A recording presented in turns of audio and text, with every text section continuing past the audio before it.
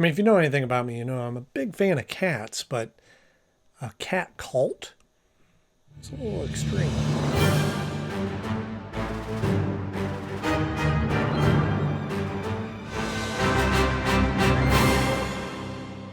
Hello, friends. Welcome back to the show. So glad to see you all once again. Thank you for tuning in. And if you're new here, well, welcome just the same, because we've got a great show for you, and this is the series that you've been looking for. If you're like me and grew up on cartoons from the 80s and 90s and wanted an excuse to go back and watch them now, then this is the show. And right now we're talking our way through the new Batman Adventures series. We're just the second episode into the second season. Yeah, second episode, second season. So if this sounds like something you might enjoy, then hop below and hit the subscribe button. And be sure to hit the like button on your way down, because we've got a lot of great content coming your way. Like today's episode, Cult of the Cat, which originally aired on September 18th, 1998. It's some kind of cult. Some detective. I could have told you that. Now, before we get into all this, there was a little bit of a discrepancy I found in which episode this actually is in the series. If you don't know, I'm trying to do the episodes in the original airing order, not necessarily the production order, but the order in which the episodes were aired. And I've always relied on IMDb, the Internet Movie Database, to provide me with that information. When I originally put these episodes in order, this is actually listed as the third episode of the second season, although the date on it is September 18th, and the second episode is Critters, which aired on September 19th, according to IMDb. So everywhere else that I look, they list this episode as the second episode, and according to the dates, it would have been the second episode. So I don't know if I just found a mistake on IMDb that it's listed as the third episode or not, but I made the decision that I'm going by the dates, and everything that I've seen indicates that this aired on the 18th, Critters aired on the 19th. So that's why I'm doing this episode. If you're expecting Critters today, we'll get to that next Tuesday. So it's coming, but on with the show. That's a good boy, yeah. This episode's kind of fun. I like what they're doing with Catwoman, and Catwoman certainly is kind of moved forward in this episode and kind of a new take on her, and we see a lot of great relationship elements between Catwoman and Batwoman. No, there's a whole nother story there. Catwoman and Batman. And it's kind of interesting. It's kind of fun seeing how they move the character forward. But it's also just really kind of out there. It's kind of a little bizarre. It's a little weird when you really think about what this story is about. But we'll get into all that right after our 60-second rundown of the episode. I'm going to give you a complete synopsis of the episode in 60 seconds or less before the Joker bomb goes kablooey. Catwoman has just stole this golden statue and then is pursued by these cat people, ninja people. And Batman is just finishing his shift and then goes to the Batmobile and finds that Catwoman is there in the Batmobile. And she goes, hey, let's get out of here. And he's driving and they're being pursued, and they evade the cat ninjas. And then they go to her hideout. They do a little research, find out that cats are part of this cult that started in Egypt. And while they're there looking this stuff up, the cat people break in, capture Catwoman, and Batman gets away. He goes to the hideout to try to find her. She convinces the Thomas Blake, the leader of them, that she wants to join this cult. And Batman comes in to try to save her, and she knocks him out, and then is with the leader. And then they're looking on as Batman and this genetically mutated giant cat monster is fighting and dueling, and Catwoman jumps in and saves Batman, and then they work together to get out of there. And Batman is so close. And as they're talking and discussing this, then we see that Catwoman has run away to Paris with a big pile of jewels. That was so close. I'm really so close. About time you got here. So it's a fun episode. It is. Catwoman's always been kind of a cool character, and I love how she kind of does her own thing, plays on her own team, and isn't necessarily a bad guy, isn't necessarily a good guy, but she just kind of plays by her own rules and does her own things and is looking out for herself. And we get to see her kind of playing both sides of the fence in this episode. I think we've seen episodes in the past where she was mostly bad and mostly good, and this one we really get to see her kind of flip-flopping, and you don't really know whose side she's on in this, and it's obvious she's on her own side. So that in itself makes for a neat element and great things to play with in the storytelling of this episode.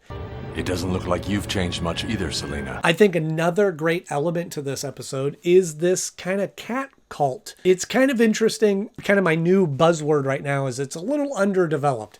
I know I've said that about some of the past episodes that we've been watching recently, but I felt that way about this as well, is that I think that the animated series, both Superman and Batman, do really great and certainly are pulling from a large library of information, a lot of stories. Batman is getting ready to celebrate his 80th birthday, which is just crazy to think that this character was created 80 years ago. So there's a lot of story, a lot of background, a lot of characters to pull from. So I don't think that it's a great excuse to go, well, we wanted to do this cat cult and didn't have a lot of information about it. So either pull some stories from the comic books, and maybe there was, and they just, I should say, let me pump the brakes there. I don't know of the cat people in the comics. Maybe it is. I was proven wrong when I was like what was that? The one about the werewolf that was a story from the comics. So thank you all for pointing that out. So I could be wrong. Please let me know if I'm wrong that this is a story in the comic books. But it just felt like this story of this cult was missing something. It was just kind of generic. Ah, yes, your faith. Why don't you tell me all about it? So it was kind of neat. We had the cat ninjas, or they looked like kind of a blend of the foot soldiers from Turtles and kind of just ninjas. And to me, and then maybe this is being nitpicky, but to me, I thought their ears looked a little more mouse-like, which I think could have been a neat element if they were mouse people or a mouse cult versus Catwoman. Cat, mouse, cat. See what I did there? I don't know. To me, that'd be kind of fun. But I thought their ears... Sorry, I got something in my eye. I'm not crying, really. But I thought that'd be kind of a fun thing to do with the cult. But cat, makes sense. Cat worship? Theft? Those guys should be praying to me. One of the fun things about Batman, anybody that's a Batman fan, I think would agree with this, is all of Batman's gadgets. We love the utility belt. We love how all of his gadgets in the Batcave. We love his different vehicles. And I love it when they kind of have a little fun with that in any of the series and any of the stories, that the premise of Batman having thought of everything. And I love it when he just pulls out these random things out of his belt. And they did this great in the 60s show, but this comes up in other versions, that it's like he pulls something out of his utility belt and you go, why would he have ever thought that he would need that? In what situation? I'm sure he changes out his belt and the things that he carries with it for different situations. But in this episode, there's a great moment where his tire goes flat and he flips a switch and a new tire is replaced on the Batmobile. And I think that's probably a pretty common thing that would happen if he runs over some spikes or, is in some gravel or some broken glass or whatever. But it's just kind of a fun moment to go, boy, Batman really has thought of everything. That, hey, what if I need a new tire? I think it might be more practical to have like a hard, not an inflated tire, but like a hard rubber. But I'm not Batman. But it's great that he kind of replaces that tire on the fly. That's a neat moment. I like that. Not exactly the easiest way out. I love in this episode that they really build on and dig deeper into the Batman and Catwoman relationship. That one, she just shows up in his car and he's not mad and doesn't ensue in a fight. He just hops in and goes, okay, well, I'm going to take you to jail then. And that conversation that they have in the Batmobile where he's going, well, you got to give everything back and I'll help you. And she agrees to that. Obviously is not going to follow through with it. And I'm sure Batman knows that. But we just get to see these kind of them working together, at the very least, him sort of helping her out. But yet throughout the episode, they kind of flip-flop and both need each other at different points. She gets captured and he shows up, but she doesn't want his help and knocks him out to prove herself to Thomas Blake. And then later, Batman's fighting this cat monster. And then he sort of needs Catwoman to jump in and help him. I love that sort of relationship. And it's just kind of fun to see that played out, and really having fun with that in this episode is really, really pretty good. He tried to rescue me. Didn't have much luck, did he? I also like another element that Batman uses in this that I don't feel like they always are exploiting in some of the TV shows. I think they play more into it in some of the comic books that are a little bit more darker in nature, and some of the movies and things like that. But certainly in the cartoons and animated series and the 60s series, they didn't play a lot into Batman's, maybe one of his greatest tools is the element of fear, the mysterious element to his character that scares villains. But there's a great moment in this episode where he's interrogating the guy in the cave and is using the echoes of the cave and talking to him through that. So the guy doesn't know where he's coming from, where's the voice, and where's Batman, and who is this person, where is he going to jump on him. And so it was just kind of a neat moment in that episode, and it just stood out to me because I don't think they lean into that element of Batman as much in the animated series. Tell me where Catwoman is. I think one of the elements of Catwoman that's kind of interesting is she does play by her own rules, as I had described, but is that she kind of, we see different sides of her throughout the series and throughout the stories, that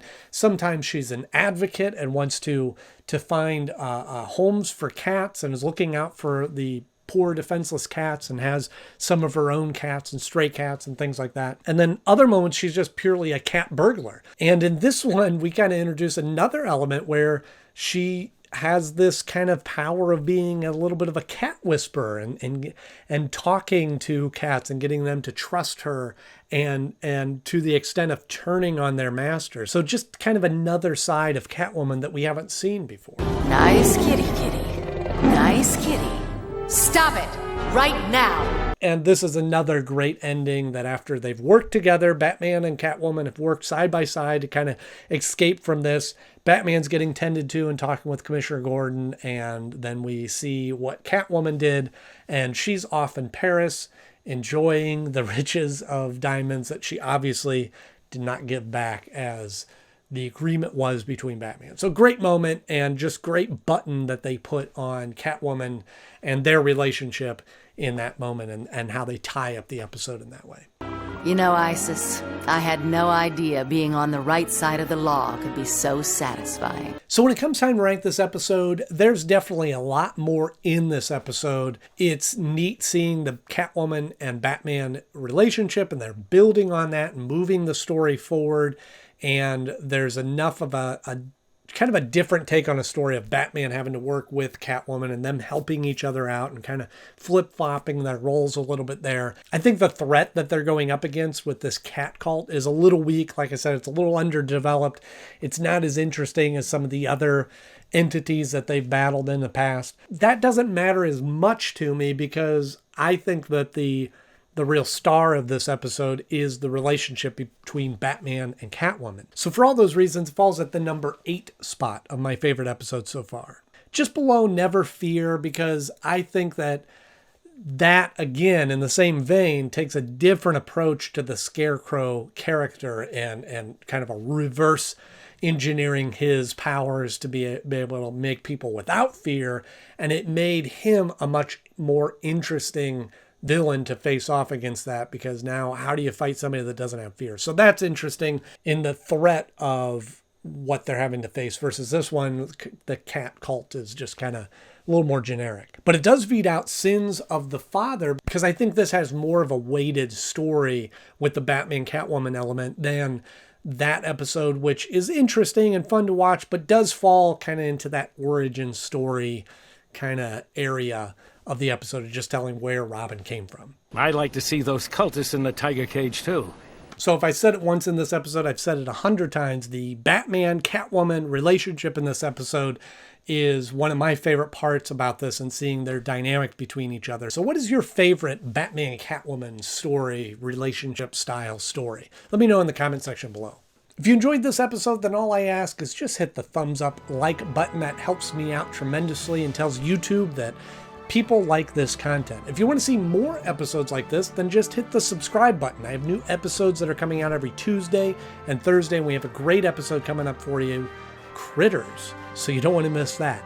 As always, thank you so much for watching. I'm Andy Knode. I'll see you soon.